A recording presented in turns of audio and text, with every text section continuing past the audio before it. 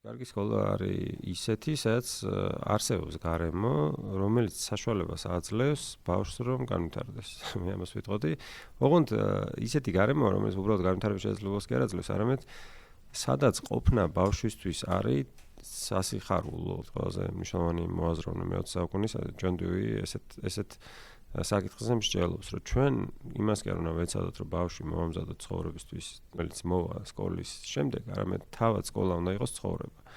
აი ეს არის მე მგონი გადამწყვეტი რა. ანუ ჩვენ კი არ უნდა უთხრათ ბავშვებს, რომ შენ ახლა უნდა იტანჯო იმისთვის, რომ მე 64-ში მოხვდე, ან სკოლას რომ დაამთავრებ, მე კიდე რაღაც პატარა ტანჯვა შევა, კიდე გელოდება თუ გინდა უნივერსიტეტში და მე აი ამ ტანჯვის მერე მოხვდები 64-ში და თუ არ დაიტანჯები, მე ჯოჯოხეთში მოგიწევს ცხოვრება და ასე შემდეგ. არამედ რეალურად 64 უნდა იწყებოდეს ბაღიდან. ანუ შენ თავიდან უნდა გრძნობდე თავს სრულფასოვან წევრად საზოგადოების. ანუ სადაც უბრალოდ თავში კი არ გასხავენ ან გიდებენ რაღაცას, არამედ შენ და ის საზოგადოების სხვა წევრები ერთად ცხოვრობთ ისეთი ცხოვრებით, რომელიც თან გეხმარება, რომ ინტელექტუალურად, ემოციურად, ღირებულებების თვალსაზრისით განვითარდე.